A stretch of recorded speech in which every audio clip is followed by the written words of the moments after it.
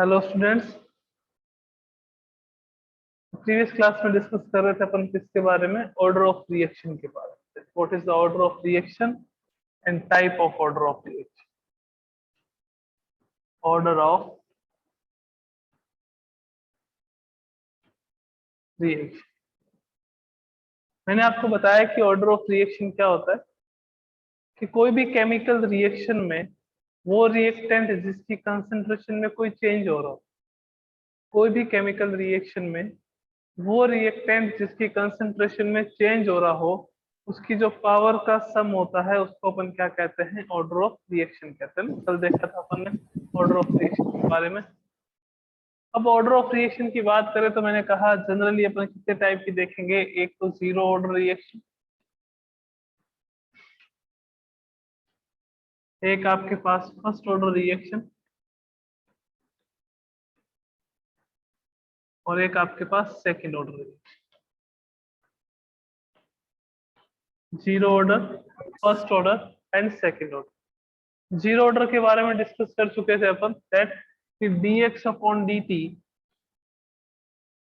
means rate of reaction is not depend on the concentration of reactant। Concentration of reactant पे depend नहीं करती है rate of reaction. उसको कौन सी reaction कहते हैं, zero order reaction. First order की बात करें अगर, तो जो dx अपॉन dt है मीन्स रेट ऑफ रिएक्शन जो है वो डिपेंड करती है कंसंट्रेशन की first power.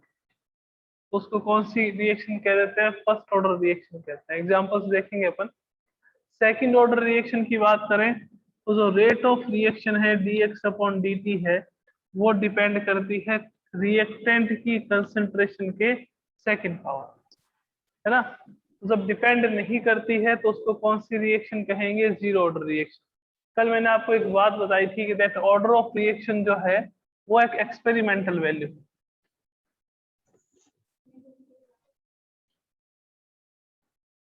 Experimental value, experimental value है। इसका मीनिंग क्या हुआ कि आप रिएक्शन देख के ये नहीं कह सकते कि इसका ऑर्डर ये है ना, कि हमने रिएक्शन देख लिया। जैसे कल मैंने एग्जांपल करवाया था आपको कि H2 प्लस Cl2, इससे किसका फॉर्मेशन हुआ, 2HCl। तो आप कह दोगे कि सर ये second order reaction, because hydrogen के भी 1 मोल है और आपके पास क्लोरीन के भी 1 मोल, तो ये सेकंड ऑर्डर रिएक्शन, बट ये नहीं होगा, है ना। ये कौन सी ऑर्डर की रिएक्शन है, जीरो ऑर्डर की। बिकॉज जो फॉर्मेशन ऑफ प्रोडक्ट है या change in concentration of reactant और प्रोडक्ट है वो किस पे डिपेंड करता है, यहाँ पे सनलाइट पे। तो इसके कारण से इसको अपन ने क्या कह दिया था, जीरो ऑर्डर रिएक्शन कह दिया था, है ना। बाकी अपन ने देखा कि के यानी कि रेट कांस्टेंट की यूनिट कैसे पता चलती है अपने को। तो रेट कांस्टेंट के लिए सिंपल सा एक फॉर्मूला कल बताया था मैंने, that k is equals to mole 1 minus a plus b plus c litre a plus p plus c minus 1 and time inverse. ये आपको फॉर्मूला बताया था किसका, रेट कांस्टेंट। अब देखो यहाँ पर a प्लस बी प्लस सी की वैल्यू क्या है, 0। a प्लस बी प्लस सी आपके पास क्या था कि वो रिएक्टेंट के मोल्स जिस रिएक्टेंट की कंसंट्रेशन चेंज होती उनके मोल्स लेने। बट यहाँ पे जो है आपके जीरो ऑर्डर रिएक्शन में रेट ऑफ रिएक्शन रिएक्टेंट की कंसंट्रेशन पे डिपेंड नहीं करती, तो मीन्स ए प्लस बी प्लस सी की वैल्यू क्या हो जाएगी, आपके पास जीरो हो जाएगी। जीरो हो जाएगी तो अपने पास क्या आएगा कि rate constant k equals to mole litre inverse, और अपने पास क्या आ जाएगा, टाइम इनवर्स। ये यूनिट आई। फर्स्ट ऑर्डर की बात करें तो फर्स्ट ऑर्डर के लिए जो a plus B plus C का सम है वो अपने पास कितना रहेगा बच्चों, 1 रहेगा। तो क्या आ जाएगा, k is equals to time inverse. Sir time inverse कैसे आया, मैंने कहा a plus B plus C का सम कितना है, 1 है। यहाँ 1 माइनस 1, 1 माइनस 1, 1 माइनस 1 क्या हो जाता है, 0। और किसी की भी पावर 0 हो वो कितना हो जाता है आपके पास, 1। तो k की यूनिट क्या रह जाएगी, टाइम इनवर्स।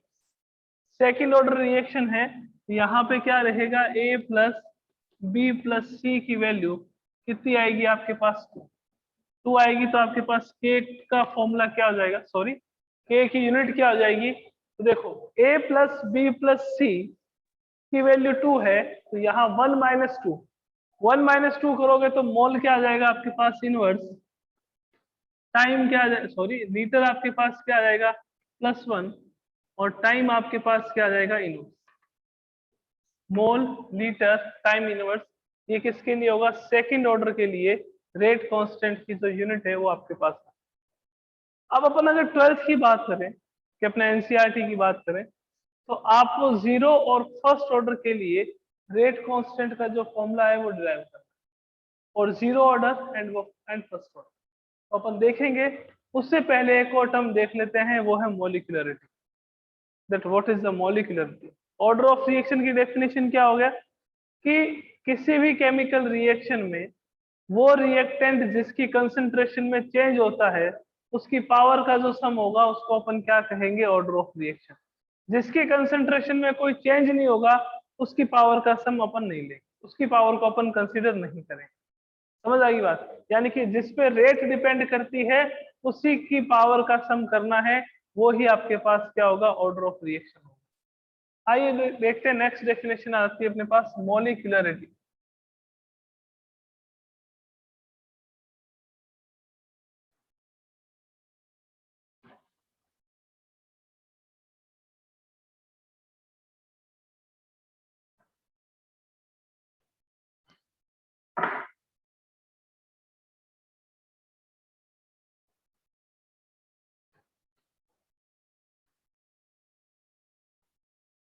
मोलिकुलरिटी, अब देखो जो ऑर्डर ऑफ रिएक्शन है वो आपके पास प्रैक्टिकली वैल्यू, एक्सपेरिमेंटल वैल्यू, जो आपके पास मोलिकुलरिटी है वो थ्योरेटिकल वैल्यू। ये क्या है, थ्योरेटिकल वैल्यू। थ्योरेटिकल वैल्यू होती है कि सर होता क्या है मोलिकुलरिटी, बहुत ही इजी डेफिनेशन है। देखिएगा molecularity, number of molecules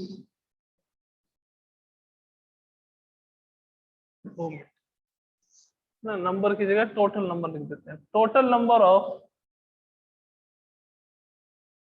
molecules which takes part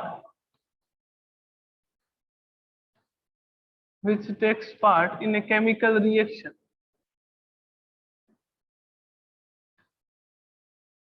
in a chemical reaction। कोई भी केमिकल रिएक्शन में कितने मॉलिक्यूल्स पार्टिसिपेट करते हैं उसका सम करना है, वो आपके पास क्या होती है, मॉलिक्यूलरिटी। कितने पार्ट करते हैं, मतलब मैं रिएक्टेंट की बात कर रहा हूँ। Total number of molecules of reactant which takes part in the chemical reaction known as molecularity. के सर कैसे, मैंने कहा देखो यहाँ पे PCl5 का डिसोसिएशन कराऊंगा तो मेरे को क्या मिलेगा कि सर मिलेगा PCl3 प्लस Cl2। मैंने कहा कितने मॉलिक्यूल्स हैं PCl5 के, तो आपने कहा सर 1 है, तो इस रिएक्शन को मैं कहूंगा यूनिमॉलिक्यूलर रिएक्शन। यूनिमॉलिक्यूलर रिएक्शन, या मैं यूं कह सकता हूं कि that molecularity of this reaction, molecularity of this reaction is equals to 1 because only one molecule of reactant take participate in the chemical reaction। अब देखिएगा एक और एग्जांपल कि आपके पास आ गया जैसे 2HI, 2HI का डीकम्पोजिशन करवाऊंगा तो किसमें होगा, H2 plus I2। Number of molecules of HI कितने हैं, कि सर 2 है, तो इस रिएक्शन को अपन क्या कहेंगे, bye molecular reaction. Bye molecular reaction, या यूं कह देंगे कि इस रिएक्शन की जो मॉलिक्यूलरिटी है वो आपके पास कितनी है, molecularity of reaction will be 2। अगर आपके पास ऐसा आ गया जैसे FeCl3 प्लस SnCl2, इससे किसका फॉर्मेशन हुआ, FeCl2 प्लस SnCl4। आपको पूछ रहे कि मॉलिक्यूलरिटी कितनी है इसकी, तो मॉलिक्यूलरिटी की बात करेंगे, देखो 2 molecules of FeCl3, 1 molecule of SnCl2, तो मॉलिक्यूलरिटी कितनी हो जाएगी इसकी 3, यानी क्यों क्यों कहेंगे ये try molecular reaction, try molecular reaction है, या यूं कह देंगे कि जो इसकी मॉलिक्यूलरिटी है वो आपके पास कितनी है 3, मॉलिक्यूलरिटी ऑफ रिएक्शन इज 3, है ना। तो कितने मॉलिक्यूल्स पार्टिसिपेट कर रहे हैं, कितने मॉलिक्यूल्स केमिकल रिएक्शन में पार्टिसिपेट कर रहे हैं उसका सम करना। ये एक थ्योरेटिकल वैल्यू है, ऑर्डर ऑफ रिएक्शन क्या था, experimental value. Order of reaction की डेफिनेशन क्या थी कि वो रिएक्टेंट जिसकी कंसंट्रेशन में चेंज होता हो उसकी पावर का जो सम होगा उसको अपन क्या कहेंगे, ऑर्डर ऑफ रिएक्शन। मॉलिक्यूलरिटी की डेफिनेशन क्या है, total number of molecules which takes part in the chemical reaction known as molecularity. वो आपके पास क्या थी, theoretical value, sorry experimental value. जो मॉलिक्यूलरिटी है वो आपके पास क्या है, थ्योरेटिकल वैल्यू, है ना। सीधा सम करना है, आपने देखा हमें क्या दिखा कि ओनली वन मॉलिक्यूल पार्ट कर रहा है तो वो आपके पास यूनिमॉलिक्यूलर हो जाएगा, 2 मॉलिक्यूल्स पार्टिसिपेट कर रहे हैं तो वो आपके पास मॉलिक्यूलरिटी 2 हो जाएगी, 3 मॉलिक्यूल पार्टिसिपेट कर रहे हैं तो मॉलिक्यूलरिटी कितनी हो जाएगी 3। बट आप किसी केमिकल रिएक्शन के लिए यूं नहीं कह सकते कि ये 0 ऑर्डर है, फर्स्ट ऑर्डर है, सेकंड ऑर्डर है, बिकॉज वो एक्सपेरिमेंटल वैल्यू होती है और ये आपके पास कौन सी वैल्यू होती है, थ्योरेटिकल वैल्यू होती है। ओके, और भी इसमें आपके पास डिफरेंस आते हैं कि क्या क्या डिफरेंस है ऑर्डर ऑफ रिएक्शन और मॉलिक्यूलरिटी में। ऑर्डर ऑफ रिएक्शन की अगर मैं बात करूं तो ऑर्डर ऑफ रिएक्शन फ्रैक्शनल हो सकती है, मॉलिक्यूलरिटी कभी फ्रैक्शनल नहीं होगी। और सर और कोई डिफरेंस, कि ऑर्डर ऑफ रिएक्शन 0 हो सकती है बट मॉलिक्यूलरिटी कभी 0 नहीं होगी। अगर मॉलिक्यूलरिटी 0 हो गई तो आपके पास रिएक्शन कैसे करवाओगे, बिकॉज कोई भी मॉलिक्यूल है जो रिएक्शन में पार्टिसिपेट नहीं कर रहा है तो ना रिएक्शन होगी ना प्रोडक्ट का फॉर्मेशन होगा। तो डिफरेंस क्या आ गया, देखो दोनों की डेफिनेशन, ऑर्डर ऑफ रिएक्शन की डेफिनेशन, मॉलिक्यूलरिटी की डेफिनेशन। सेकंड डिफरेंस क्या था, order of reaction is an experimental value and molecularity is a theoretical value. Order of reaction can be fractional, molecularity cannot be fractional. Order of reaction can be 0, molecularity cannot be 0. Molecularity कभी 0 नहीं होती, ठीक है ना। तो ये कुछ difference है ऑर्डर ऑफ रिएक्शन और मॉलिक्यूलरिटी। ओके,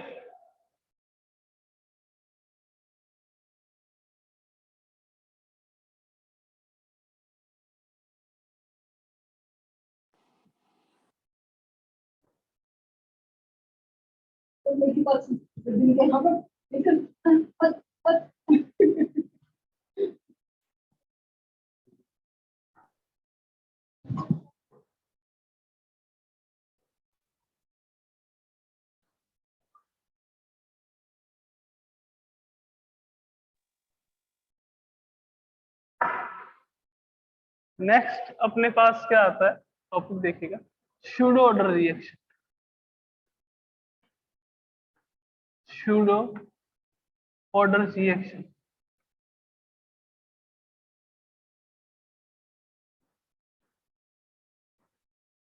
काफी इंपॉर्टेंट है। सूडो ऑर्डर रिएक्शन इससे क्या होता है, देखो नाम से पता चल रहा है सूडो ऑर्डर रिएक्शन, जिसका जनरली क्या होता है, देखो कि आपके पास जो मॉलिक्यूलरिटी है और ऑर्डर ऑफ रिएक्शन है उसकी वैल्यू अप्रोक्सीमेटली, जितनी भी रिएक्शन है लगभग सारी रिएक्शन जो है उसमें दोनों की वैल्यू सेम होती है। मीन्स कि अगर मॉलिक्यूलरिटी 1 है तो ऑर्डर ऑफ रिएक्शन भी 1 होगा, मॉलिक्यूलरिटी 2 है तो ऑर्डर ऑफ रिएक्शन भी 2 होगा, मॉलिक्यूलरिटी अगर आपके पास क्या है कि 3 है तो ऑर्डर ऑफ रिएक्शन भी अपने पास क्या होगा 3 होगा। बट कुछ ऐसे केमिकल रिएक्शंस होती हैं जिसके लिए मॉलिक्यूलरिटी और ऑर्डर ऑफ रिएक्शन की वैल्यू इक्वल नहीं, तो वो सारी केमिकल रिएक्शंस जिसमें मॉलिक्यूलरिटी और ऑर्डर ऑफ रिएक्शन डिफरेंट हो उस रिएक्शन को अपन कौन सी रिएक्शन कहते हैं, सूडो ऑर्डर रिएक्शन कहते हैं। That chemical reactions in which molecularity and order of reaction is different known as या is not equal known as pseudo order reaction, है ना। order of reaction, order of reaction is not equals to the molecularity of reaction, molecularity of reaction known as pseudo order reaction, उसको अपन क्या कहते हैं, pseudo order reaction। Sir example तो देखिएगा, example hydrolysis of ethyl acetate.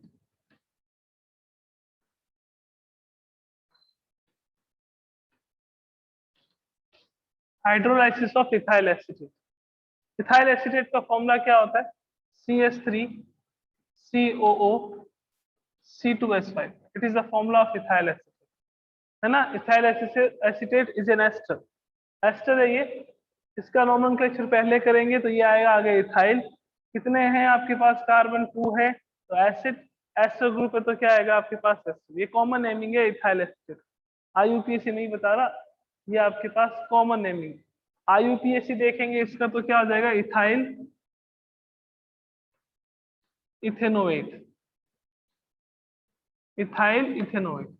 Hydrolysis of ethyl acetate करवा रहे, CH3 COO C2H5 plus H2, और H2O जो है वो आपके पास क्या है? एक्सेस अमाउंट में पड़ जाए। मीन्स कि अगर ये रिएक्शन कंप्लीट होगी तो रिएक्शन कंप्लीट होने पर H2O की कंसेंट्रेशन में कोई मेजरेबल चेंज नहीं आएगा। इससे क्या मीनिंग हुआ कि मान लीजिए कि 100 मोल ऑफ H2O आपके पास है यहाँ पे रिएक्शन एक्सेस अमाउंट में, मीन्स इथाइल एसीटेट के कंपैरिजन में H2O जो है उसकी कंसेंट्रेशन बहुत ज्यादा। अब जब हाइड्रोलाइसिस कराओगे और प्रोडक्ट का फॉर्मेशन होगा तो सम अमाउंट ऑफ H2O क्या है? वो यूज होगा, यानी कि some amount of H2O will be converted into the product, but there will be no measurable change in the concentration of H2O। अगर आपने मान लीजिए कंसेंट्रेशन 1 ली है स्टार्टिंग में H2O की, तो 0.0001 H2O ही क्या हुआ? यूज हुआ, तो मेजरेबल चेंज नहीं है ना। तो H2O आपके पास यहाँ पे H2O के रेस्पेक्ट में, या यूं कह सकते हैं कि rate of this chemical reaction is not depend on the concentration of H2O because there is no change in the concentration of H2O। Concentration पे कोई चेंज नहीं होगा तो रेट ऑफ रिएक्शन जो है वो डिपेंड नहीं करेगी किस पे? H2O की कंसेंट्रेशन। तो प्रोडक्ट देखो आपके पास क्या मिला? प्रोडक्ट आया आपके पास CH3 COOH acetic acid plus अपने पास क्या आया? C2H5OH। By the hydrolysis of ethyl acetate we get acetic acid and ethyl alcohol। Okay, अब देखिएगा केमिकल रिएक्शन है, केमिकल रिएक्शन की जो रेट है वो डिपेंड करती है किस पे? Concentration of ethyl acetate. Reactant पे डिपेंड करेगी और तो किस पे करेगी? और आपके पास H2। बट H2O यहाँ क्या है? एक्सेस। एक्सेस में हुआ मतलब क्या हुआ? Not measurable change, measurable change in concentration of H2। Means after the reaction यूं कह सकते हैं कि that number of moles H2O जो पहले थे वो ही, कुछ H2O के जो पार्ट है वो कन्वर्ट हो गया, किसका फॉर्मेशन कर दिया? एसिटिक एसिड का और इथाइल एल्कोहल का by the reaction with ethyl acetate. तो इसकी कंसेंट्रेशन देखें तो इसकी तो 1 होगी, इसकी कितनी होगी आपके पास? 0, क्योंकि रेट ऑफ रिएक्शन डिपेंड नहीं कर रही है। तो ऑर्डर ऑफ रिएक्शन आपके पास क्या आ जाएगा? ऑर्डर ऑफ रिएक्शन वो तो आपके पास आएगा 1 + 0 = 1। ऑर्डर ऑफ रिएक्शन तो कितना आ गया? 1। मैंने कहा बच्चों इसके लिए मॉलिक्यूलरिटी बता दो कितनी होगी?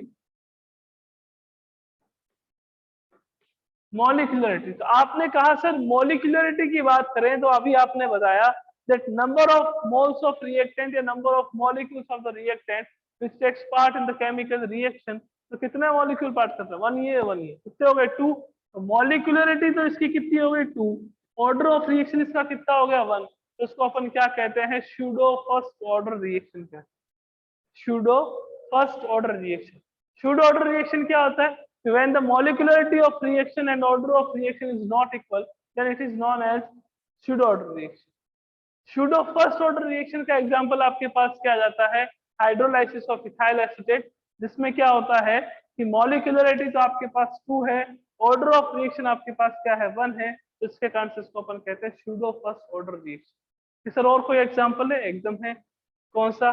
केन शुगर का हाइड्रोलाइसिस करवा लो, यानी कि C12H22O11 प्लस आपके पास क्या आ गया? H2O। तो इससे आपको पता है, जो बायोलॉजी वाले हैं उसको तो पता ही है कि एक तो आपके पास क्या मिलता है? ग्लूकोज, और एक आपके पास क्या मिलता है? फ्रुक्टोज।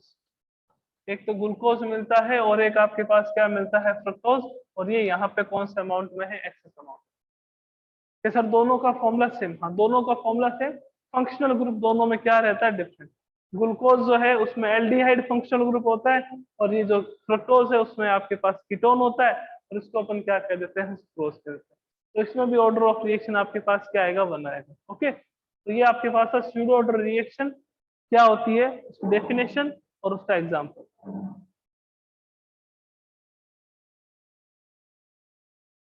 देखो बच्चों, ये अपने पास स्यूडो ऑर्डर रिएक्शन तक कंप्लीट हो गया। कि सर आप तो कह रहे थे इसमें न्यूमेरिकल्स बहुत आएंगे। न्यूमेरिकल पार्ट जो है वो अब स्टार्ट होता है।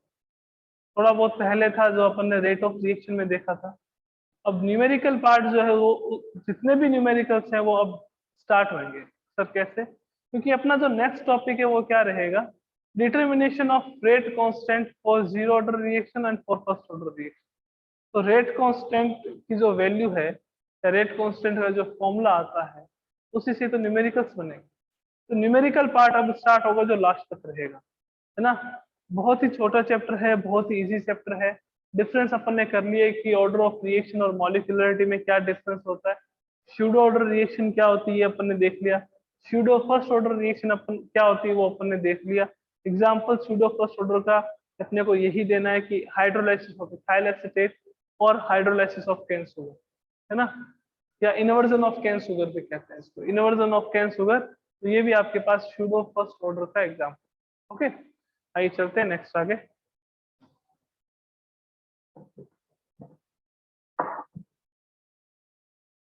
चलो सबको समझ आ गया हो तो एक बार हैंड रेज कर दो, फिर अपन आगे चलते हैं।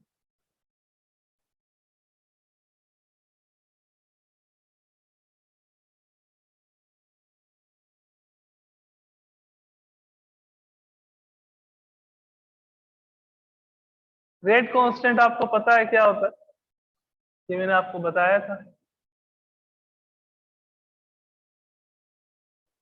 Rate of reaction is directly proportional to the concentration of the reactant, है ना। प्रोपोर्शन का साइन हटाते हैं तो कांस्टेंट आता है, उसको रेट कांस्टेंट या वेलोसिटी कांस्टेंट कहते हैं। तो आइए देखते हैं। अब इसकी डेरिवेशन दिमाग में होनी चाहिए जो अपन कर रहे हैं, बिकॉज काफी बार एग्जाम में पूछ लेते हैं। Determination of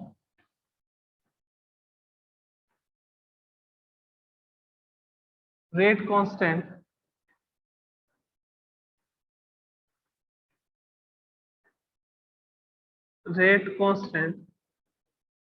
for zero order reaction, for zero order reaction, है ना। बड़े आराम से देखेंगे, एक एक स्टेप करेंगे। ओके, एक बात बताइए, चलिए ये केमिकल रिएक्शन है ए, इससे आपको क्या मिला, प्रोडक्ट। बड़े अच्छे से समझना, है ना, कोई जल्दी में नहीं है। केमिकल रिएक्शन है ए, इससे आपको किसका फॉर्मेशन हो रहा है, प्रोडक्ट का फॉर्मेशन हो रहा है। मैंने कहा t इक्वल्स टू 0 सेकेंड हो मेरे पास, t इक्वल्स टू 0 सेकेंड। अब t इक्वल्स टू 0 सेकेंड जब भी कोई रिएक्शन में अपन देखते हैं तो क्या होता है कि उस time concentration of reactant maximum रहती है। कंसंट्रेशन ऑफ रिएक्टेंट क्या रहती है, मैक्सिमम। तो मैं इसको ए लिख देता हूँ, इसकी कंसंट्रेशन ए। ओके, और इसके कंसंट्रेशन को मैं लिख देता हूँ कि देखो इसकी कंसंट्रेशन क्या है, 0। बिकॉज आपने रिएक्शन स्टार्ट ही नहीं करी है, और रिएक्शन स्टार्ट नहीं करेंगे तो प्रोडक्ट का तो फॉर्मेशन होएगा ही नहीं। ये तो अपने को ही पता है कि अगर आप रिएक्शन स्टार्ट नहीं करोगे तो प्रोडक्ट का फॉर्मेशन नहीं होगा। अब जैसे जैसे रिएक्शन होती जाएगी, यानी कि मैं बात करूं T equal to T second पर, तो ये आपको पता है कि अगर प्रोडक्ट का फॉर्मेशन एक्स है तो ये क्या होगा आपके पास, ए माइनस एक्स। होगा नहीं होगा, 0 ए माइनस एक्स। क्लियर है बात। अब देखो मैं यूं लिख सकता हूं क्या, रेट ऑफ रिएक्शन को D X upon D T. ये सर लिख सकते हैं कैसे कि सर ये क्या है, change in concentration of product upon change in time. आप यहाँ पे ऐसे भी लिख सकते थे कि A minus X upon D T, है ना, change in concentration of product upon time, but आगे किसका साइन आ जाता minus.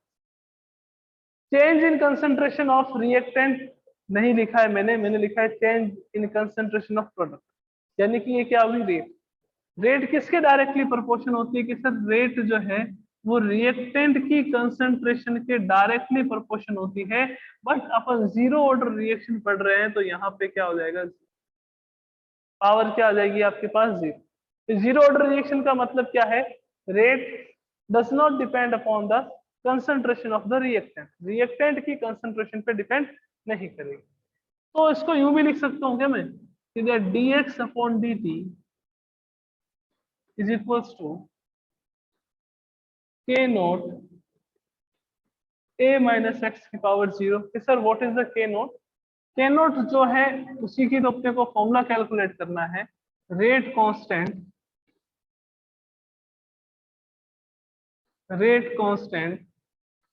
For zero order reaction, for zero order reaction, rate constant for zero order reaction, ये आपके पास k नोट। अब बताओ किसी की भी पावर जीरो हो तो वो हमेशा क्या हो जाता है वन, तो मैं यूं लिख दूं दैट a माइनस एक्स की power zero is equals to one. तो आपके पास क्या रह जाएगा, आपके पास रह जाएगा dx upon dt is equals to k naught. Clear है, या मैं इसको यूं लिख दूं dx equals to k naught dt, और इसको मैं दे देता हूं equation first, dx is equals to k naught dt, ऐसा भी तो लिख सकता हूं, है ना, क्रॉस मल्टीप्लाई में चला जाएगा तो dx इक्वल्स टू क्या आ गया आपके पास k नोट dt आ गया।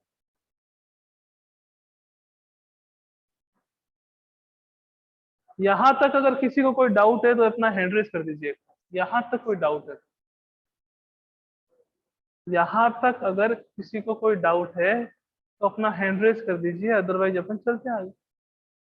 सर कोई नहीं, चलो ये आ गया dx is equals to k naught dt। अब इसका इंटीग्रेशन करना है आपका, बाय इंटीग्रेशन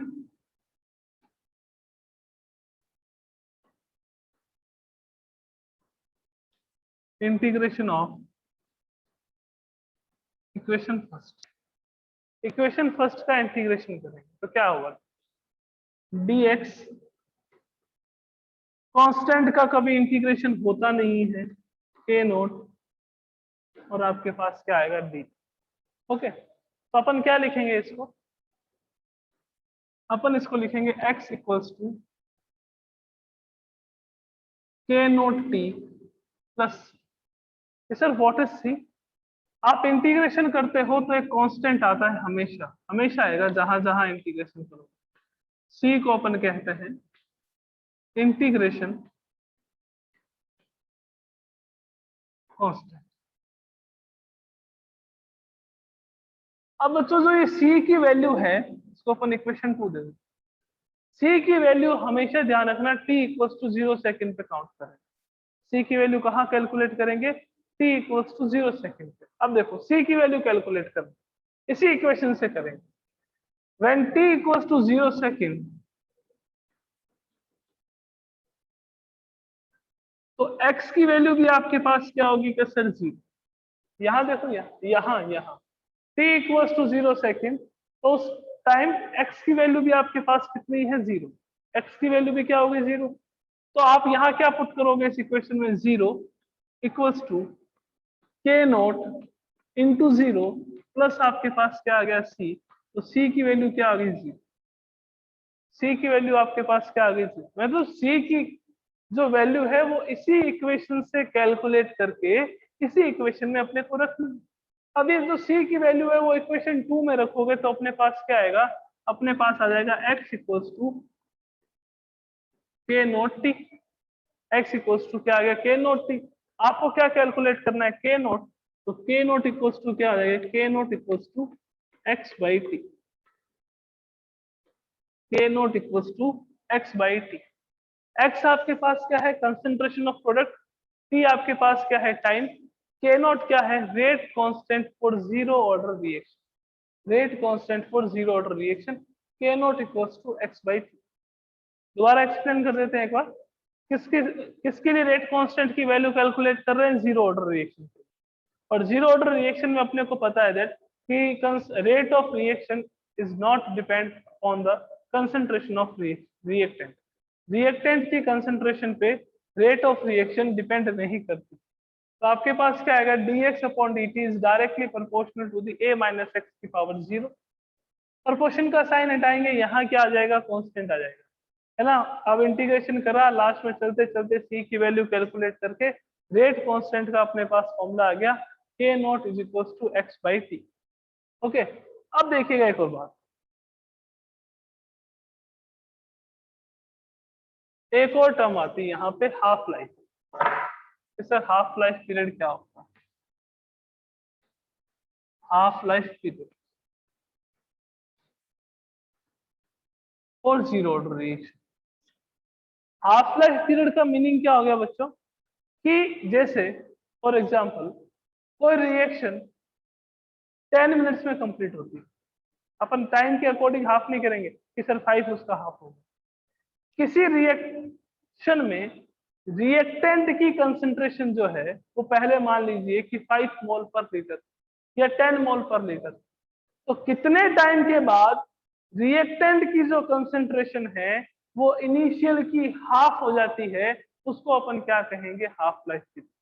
यानी कि वो टाइम जिस पर रिएक्टेंट की कंसंट्रेशन उसकी इनिशियल कंसंट्रेशन की हाफ हो जाती है, या यूं कह सकते हैं half of the reactant convert हो जाता है किसमें, प्रोडक्ट में, उस टाइम को अपन क्या कहेंगे, हाफ लाइफ पीरियड कहेंगे। उस टाइम को अपन क्या कहेंगे, हाफ लाइफ पीरियड। मीन्स कि वो टाइम जब x की वैल्यू आपके पास a/2 हो जाए। a आपके पास क्या है, initial concentration of the reactant, x आपके पास क्या है, कंसेंट्रेशन ऑफ प्रोडक्ट। तो x की वैल्यू क्या हो जाए, a/2। अब हाफ लाइफ पीरियड को किससे लिखते हैं, डिनोट करते हैं t हाफ। किससे डिनोट करते हैं, t हाफ से। ये वैल्यू वहां लास्ट वाले में देखे रखेंगे, पुट करेंगे वैल्यू, तो अपने पास क्या आएगा, k naught is equals to a upon 2t half, या अपने को t हाफ कैलकुलेट करना है, उसके लिए फॉर्मूला क्या आ जाएगा, a2k not. t half calculate करना है, उसके लिए फॉर्मूला क्या आ जाएगा, a upon 2k not. Half life period क्या हो गया, कि वो टाइम जब रिएक्टेंट की कंसेंट्रेशन अपनी इनिशियल कंसेंट्रेशन की हाफ हो जाए, या यूं कह सकते हैं that concentration of product will equal to the half of initial concentration of the reactant, उसको अपन क्या कहेंगे, हाफ लाइफ। यानी कि जब भी हाफ लाइफ की बात आएगी तो x की वैल्यू जो है वो क्या हो जाएगी आपके पास, a/2। x की वैल्यू आपके पास क्या हो जाएगी, a/2। या यूं भी कह सकते हैं कि 50% रिएक्शन कंप्लीट होने में जो टाइम लगता है उसको अपन क्या कहते हैं, हाफ लाइफ पीरियड कहते हैं। ओके, तो ये अपने पास क्या हो गया कि जो जीरो ऑर्डर रिएक्शन है उसके लिए रेट कांस्टेंट की वैल्यू आ गई अपने पास, k naught equals to x/t। Zero order की रिएक्शन है उसके लिए हाफ टाइम की वैल्यू आ गई, t half upon t half is equals to a upon 2k naught. कल की क्लास में अपन डिस्कस करेंगे फर्स्ट ऑर्डर रिएक्शन के लिए क्या क्या डिस्कस करेंगे, rate constant and half life period. और फर्स्ट ऑर्डर में थोड़े ग्राफ भी हैं, इसमें 1-2 ग्राफ है वो भी देखेंगे, और फर्स्ट ऑर्डर में 3-4 ग्राफ हैं, तो ग्राफ कैसे ऑब्टेन हुए उन सब की बातें अपन करेंगे नेक्स्ट क्लास में। ओके, तो मिलते हैं कल, थैंक यू।